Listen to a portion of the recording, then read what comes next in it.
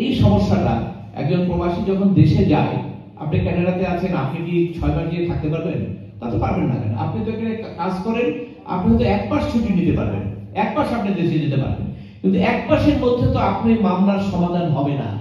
বাংলাদেশে একটা মামলা হলে সিভিল মামলা 20 বছর লাগে। এই 20 বছর তো আপনি যাওয়া আসা করে আপনি তো কুলাতে পারবেন না, এবং আপনি 2 বছর 4 বছর পরে এটা অ্যাবান্ডন করে দিবেন, আচ্ছা যাই সম্পত্তি নিয়ে যান, আমি আর লোন নিতে পারছি না।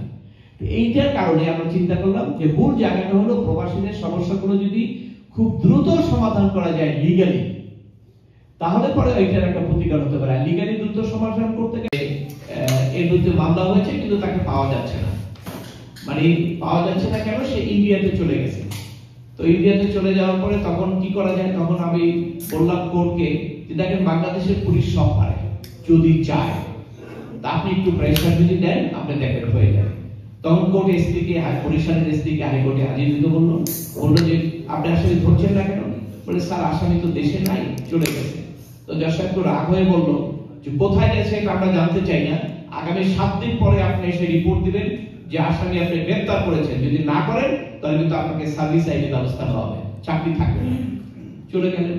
ঠিকই 7 দিনের মধ্যে ওই ইন্ডিয়া থেকে ওই লোককে নিয়ে এসে গ্রেফতার করে আদালতে রিপোর্ট দিল যে গ্রেফতার হয়েছে। এটি সিচুয়েশনের